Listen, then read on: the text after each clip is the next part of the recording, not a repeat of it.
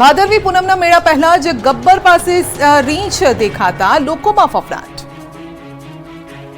એક તરફ અંબાજીમાં ભાદરવી પૂનમના મેળાની તડામાર તૈયારીઓ થઈ રહી છે, તો બીજી તરફ પૂનમના મેળા પહેલા ભક્તોમાં ડરનો માહોલ છે, કારણ કે મેળાની તડામાર તૈયારી વચ્ચે ગબ્બર પર રીંછના આટાફેરા જોવા મળ્યા। છેલ્લા 21 દિવસમાં ગબ્બર નજીક 4 વખત રીંછ નજરે પડ્યું। શક્તિપીઠ અંબાજી ગબ્બર પર્વત પાસે ફરી રીંછ દેખાતા ભક્તોમાં ફફડાટ ફેલાયો। મોટી સંખ્યામાં લોકો ગબ્બર ઉતરવાના સ્થાને એકઠા થયા હતા। શેષનાગની ગુફાથી ભૈરવજી મંદિર વચ્ચે રીંછના આટાફેરા હોવાના દ્રશ્યો સામે આવ્યા। શક્તિપીઠ અંબાજી ખાતે આગામી 12 સપ્ટેમ્બરથી ભાદરવી પૂનમના મેળાનો પ્રારંભ થશે। મેળામાં મોટી સંખ્યામાં યાત્રિકો આવશે। યાત્રિકોની સુવિધા તેમજ સુરક્ષાને લઈને વહીવટી તંત્ર સુસજ્જ છે, ત્યારે મેળાને લઈ કલેક્ટરે તૈયારીઓનું આયોજન કર્યું। યાત્રિકો માટે ઊભી કરાયેલી સુવિધાઓની માહિતી આપી। મેળામાં સુરક્ષાને લઈ પોલીસનો ચુસ્ત બંદોબસ્ત ગોઠવાયો છે। ભાદરવી પૂનમના મેળામાં 40 લાખથી વધુ શ્રદ્ધાળુઓ ઉમટી પડશે। અંબાજીમાં મહાપ્રસાદની તૈયારીઓ શરૂ। મોહનથાળના પ્રસાદનું વિશેષ આયોજન। યાત્રાધામ અંબાજીમાં ભાદરવી પૂનમના મેળાને હવે ગણતરીના દિવસો બાકી રહ્યા છે, ત્યારે મેળામાં આવતા લાખો શ્રદ્ધાળુમાં અંબેનું મોહનથાળનો પ્રસાદ વધુ પ્રિય હોય છે। દર્શન કરવા આવેલા યાત્રિકો અચૂક માં અંબેના મોહનથાળનો પ્રસાદ સાથે લઈ જતા હોય છે, ત્યારે અંબાજી આવતા લાખો પદયાત્રીઓની પ્રસાદની માંગ સંતોષવા માટે અંબાજી મંદિર દેવસ્થાન ટ્રસ્ટ દ્વારા આજથી મોહનથાળનો પ્રસાદ બનાવવાની કામગીરીનો પ્રારંભ કરાયો છે। અંબાજી મંદિર ટ્રસ્ટ દ્વારા આ મેળામાં યાત્રિકોના પ્રસાદ માટે 3 લાખ કિલો ઉપરાંત પ્રસાદ બનાવવાનું આયોજન હાથ ધરાયું છે। આ પ્રસાદમાં ચણાનો લોટ, કકરું બેસન, ખાંડ, શુદ્ધ દેશી ઘી અને ઇલાયચીનું મિશ્રણ તૈયાર કરી આ મોહનથાળનો પ્રસાદ બનાવવામાં આવે છે। ટ્રસ્ટ દ્વારા 3,25,000 કિલો મોહનથાળનો પ્રસાદ બનાવાઈ રહ્યો છે, જેમાં 1 લાખ કિલો કકરું બેસન, 1.5 લાખ કિલો ખાંડ, 75,000 કિલો શુદ્ધ ઘી અને 200 કિલો ઇલાયચીનો વપરાશનો અંદાજ રખાયો છે। યાત્રિકોને અપાતા નાના મોટા 25 લાખ જેટલા પ્રસાદના પેકેટ તૈયાર કરવામાં આવશે। ક્યાંક કરોડોના ગણપતિ તો ક્યાંક ગણેશજીની શાહી સવારી તો ક્યાંક ગણપતિ દાદાને ગાર્ડ ઓફ ઓનર અપાયું। વડોદરાના લક્ષ્મી વિલાસ પેલેસના ગણેશજીની શાહી સવારી નીકળી। દાંડિયા બજાર સુધી પાલખીમાં ગણેશજીને લઈ જવાયા। બેન્ડ બાજા સાથે વાજતે ગાજતે ગણેશજીની પધરામણી કરવામાં આવી। ત્યારબાદ પેલેસના દરબાર હોલમાં ગણેશજીની સ્થાપના કરાઈ। સતત 85 વર્ષથી પેલેસમાં ગણેશ સ્થાપનાની પરંપરા જાળવી રખાઈ છે। માટીના ગણેશજીની મૂર્તિ 36 ઇંચ ઊંચી અને 90 કિલો વજનની છે। હીરા મોતી જડિત આભૂષણ પહેરાવી રાજગુરુ દ્વારા પૂજા કરાવાય છે। તારીખ 12 થી 15 દરમિયાન વડોદરા વાસીઓ રાજવી ગણેશના દર્શન કરી શકે છે। આ તરફ સુરતના કતારગામ વિસ્તારમાં રહેતા એક ડાયમંડ વેપારીએ 500 કરોડના રફ ડાયમંડના શ્રીજીની સ્થાપના કરી। પાંડવ પરિવારે આ અનોખી મૂર્તિનું ઘરમાં સ્થાપન કર્યું। ઘરના મોભી રાજેશભાઈએ 18 વર્ષ અગાઉ રફ ડાયમંડ કાપતા તેમાંથી શ્રીજીના આકાર ધરાવતી આ પ્રતિમા નીકળી હતી। તે સમયથી તેઓ આ પ્રતિમા પોતાના ઘરમાં રાખે છે। દર વર્ષે ગણેશ ચતુર્થીના પર્વ દરમિયાન આ પ્રતિમાની તેઓ ઘરમાં સ્થાપના કરે છે। રાજેશભાઈ પાસે રહેલી આ રફ ડાયમંડ યુક્ત શ્રીજીની પ્રતિમાની કિંમત 500 કરોડ જેટલી થાય છે। મહેસાણાનું એક એવું ગણપતિ મંદિર કે જે ગણપતિ દાદાને ગાર્ડ ઓફ ઓનર અપાય છે। ગાયકવાડી સમયે શરૂ થયેલી વર્ષો જૂની પરંપરા આજે પણ મહેસાણામાં જળવાઈ રહી છે। ગણેશોત્સવ નિમિત્તે મહેસાણામાં ગાયકવાડી ગણપતિ મંદિરે ગણપતિ દાદાને પોલીસ દ્વારા ગાર્ડ ઓફ ઓનર અપાયું। મહેસાણાના મુખ્ય બજારમાં આવેલું સિદ્ધિવિનાયક ગાયકવાડી ગણપતિ મંદિર લગભગ 111 વર્ષ જૂનું છે, જ્યાં ગાયકવાડ દર્શન કરવા માટે આવતા હતા, જેઓ ગણપતિ દાદાના પરમ ભક્ત હતા, જેઓએ ગાર્ડ ઓફ ઓનરની શરૂઆત કરી હતી।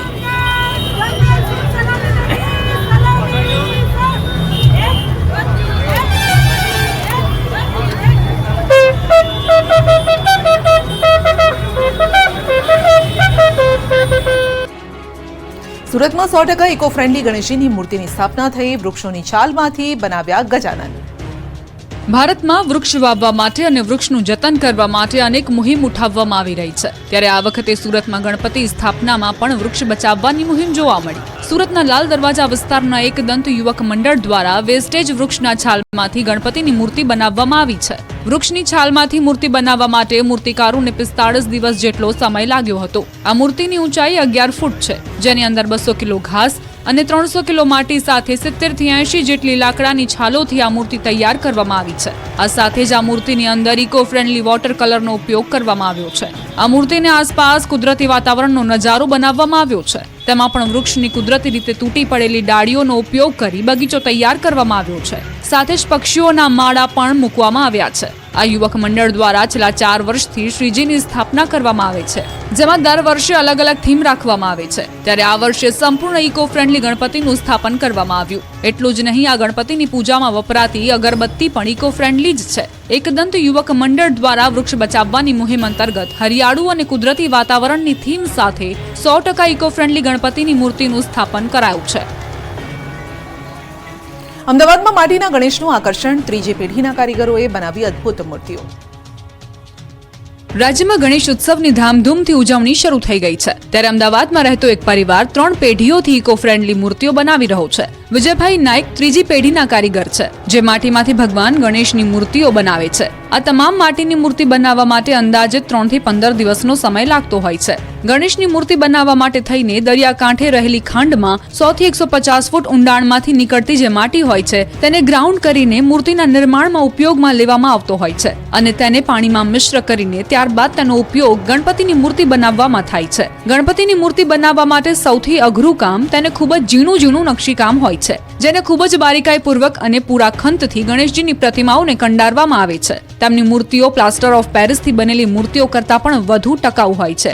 આ માટીની મૂર્તિઓ પાણીમાં વિસર્જન કરવાથી તેમાં ભળી જાય છે, જેથી પાણીમાં દૂષિત થવાનો કે કોઈ પણ પ્રકારની બીમારી ફેલાવવાનો પણ ડર નથી રહેતો. ઇકો ફ્રેન્ડલી ગણપતિ માટીમાંથી જે મૂર્તિઓ બનાવવામાં આવતી હોય છે, તેની ખાસ વિશેષતા અને ફાયદાઓ હોય છે કે માટીની મૂર્તિઓ પર્યાવરણને નુકસાનથી બચાવે છે. આ વર્ષે વિજયભાઈ અને તેમની ટીમે 12 ફૂટની વિશાળ ગણેશજીની મૂર્તિ બનાવી છે. તેને બનાવવામાં લગભગ 20 દિવસનો સમય લાગ્યો હતો. ત્યારે ઇકો ફ્રેન્ડલી અભિયાન હવે વેગવાન બન્યું છે, સાથે જ સ્થાનિક કારીગરોને પણ પ્રોત્સાહન મળી રહ્યું છે. ગણેશ ચતુર્થીના દિવસે મંદિરોમાં ઉમટી ભક્તોની ભીડ. જામનગરના સપડામાં પૌરાણિક મંદિરે શ્રદ્ધાળુ ઉમટ્યા. આજે ગણેશ ચતુર્થી છે, ત્યારે જામનગરના સપડા ખાતે આવેલા પૌરાણિક શ્રી સિદ્ધિવિનાયક મંદિરે ભક્તોની ભીડ જામી. જામનગરથી કાલાવડ ધોરીમાર્ગ પર આ મંદિર આવેલું છે. સપડા ગામ નજીક માન્યતા અનુસાર સ્વયંભૂ સપડેશ્વર શ્રી સિદ્ધિવિનાયક ગણેશજીનું મંદિર આવેલું છે. સપડાના સિદ્ધિવિનાયક મંદિરે દર્શન કરવા માટે અનેક લોકો ગણેશ ચતુર્થી નિમિત્તે પદયાત્રા કરીને પહોંચે છે. ત્યારે આજે વહેલી સવારથી લોકો ગણેશજીના દર્શન કરવા માટે ઉમટી રહ્યા છે. સવારથી જ વિવિધ ધાર્મિક કાર્યક્રમમાં મોટી સંખ્યામાં ભક્તો જોડાયા હતા. મહત્વનું છે કે આ ગણેશ મંદિર પૌરાણિક છે અને માન્યતા અનુસાર સપડેશ્વર શ્રી સિદ્ધિવિનાયક ગણેશજી સ્વયંભૂ બિરાજમાન છે, જેથી ગણેશ ચતુર્થીના દિવસે અહીં મોટી સંખ્યામાં શ્રદ્ધાળુઓ પદયાત્રા કરીને આવે છે. તરણેતરના ભાતીગળ મેળાના અનોખા રંગ, પશુ પ્રદર્શન અને ગ્રામીણ ઓલિમ્પિક આકર્ષણનું કેન્દ્ર બન્યા. સુરેન્દ્રનગર જિલ્લાના થાન તાલુકાના તરણેતર ખાતે વિશ્વ પ્રસિદ્ધ ભાતીગળ મેળાની શરૂઆત થઈ. આ મેળામાં દેશ વિદેશથી મોટી સંખ્યામાં લોકો ઉમટી પડે છે. 9 સપ્ટેમ્બર સુધી ચાલનારા રંગારંગ મેળામાં અલગ અલગ આકર્ષણો પણ છે. મેળાની સાથે સાથે અહીં 4 દિવસ દરમિયાન યોજાતું પશુ પ્રદર્શન અને ગ્રામીણ ઓલિમ્પિક પણ લોકોમાં આકર્ષણનું કેન્દ્ર છે. ગ્રામીણ ઓલિમ્પિકથી વિસરાતી જતી રમતોને જીવંત રાખી ખેલાડીઓને પ્લેટફોર્મ પૂરું પાડવામાં મદદ મળશે, જ્યારે પશુ પ્રદર્શન હરીફાઈથી પશુપાલકોને સારી ઓલાદના પશુઓ અને તે અંગેની જાણકારી મળી રહે છે. તરણેતરના મેળાને ભાતીગળ લોકમેળો કહેવામાં આવે છે. આ વિસ્તારમાં અગાઉ જ્યારે લોકો મોટાભાગે પશુપાલન વ્યવસાય સાથે સંકળાયેલા છે, જેથી પશુપાલનને વધુ ઉમદા બનાવવા તેમજ પશુપાલકોને સારી ઓલાદના પશુઓ માટેની જાણકારી મળી રહે તે માટે અલગ અલગ આયોજનો થાય છે. આ વર્ષે અંદાજે 200 થી વધુ પશુપાલકોએ રજીસ્ટ્રેશન કરાવ્યું છે. આ પશુ પ્રદર્શન હરીફાઈમાં અલગ અલગ બ્રીડની ગાય, ભેંસ, પાડા સહિતના પશુઓને લઈને પશુપાલકો હરીફાઈમાં ભાગ લે છે. તાપીની દીકરીએ વિશ્વ ફલક પર રાજ્યનું નામ રોશન કર્યું છે. મિસ એશિયા વર્લ્ડ પ્લેટિનમનો ખિતાબ જીત્યો. તાપીના વ્યારા તાલુકાના લોટરવા ગામની યુવતીએ મિસ એશિયા વર્લ્ડ પ્લેટિનમનો ખિતાબ જીત્યો. આદિવાસી સમાજની યુવતી સોનલ ચૌધરીએ ગત 30મી ઓગસ્ટે વિયેતનામમાં યોજાયેલી સ્પર્ધામાં ખિતાબ જીતીને ગુજરાત અને દેશનું ગૌરવ વધાર્યું છે. 32 દેશની યુવતીઓ વચ્ચેની સ્પર્ધામાં સોનલ ચૌધરીએ વિનર બની દેશને એવોર્ડ અપાવ્યો. સોનલ ચૌધરી અગાઉ પણ ઘણી બધી સ્પર્ધામાં જીતી ચૂકી છે અને હવે આવનાર દિવસોમાં વ્યારાના લોટરવા ગામની આદિવાસી યુવતી રૂપેરી પડદે પણ જોવા મળશે. સોનલ ચૌધરીએ આ પહેલા પણ રાજસ્થાન તેમજ દિલ્હીમાં આયોજિત સ્પર્ધામાં ખિતાબ પોતાના નામે કરી ચૂકી છે. ત્યારે આ વખતે વિદેશની ધરતી પર વિયેતનામ જઈને આ આદિવાસી યુવતીએ મિસ એશિયા વર્લ્ડ પ્લેટિનમનો ખિતાબ જીતીને ડંકો વગાડ્યો છે, જેને લઈને સમગ્ર તાપી જિલ્લામાં અને ખાસ કરીને આદિવાસી સમુદાયમાં સોનલ ચૌધરી ફરી એક વખત ચર્ચાનું કેન્દ્ર બની છે. કહેવાય છે કે શિક્ષણ જ એકમાત્ર માધ્યમ છે જે પરિવારને પ્રગતિના પંથે લઈ જઈ શકે છે અને ગુજરાતના અમરેલીના એક એવા અનોખા શિક્ષક જે પોતાના સંગીત દ્વારા લોકોને શિક્ષણ તરફ પ્રેરિત કરવાનું કામ કરે છે. આ અનોખા શિક્ષક છે ચંદ્રેશ કુમાર, જેઓ 20 અલગ અલગ ભાષાઓમાં તેમના ગીતો દ્વારા બાળકોથી લઈ વડીલોને શિક્ષણ વિશે જાગૃત કરે છે. ચંદ્રેશ કુમારને રાષ્ટ્રીય શિક્ષક પુરસ્કાર 2024થી પણ સન્માનિત કરવામાં આવ્યા છે. પ્રધાનમંત્રી મોદીએ તેમની સાથે વાતચીત કરી હતી અને તેમનું કહેવું છે કે પ્રધાનમંત્રી નરેન્દ્ર મોદીને મળવાનું તેમનું સ્વપ્ન પૂર્ણ થયું છે.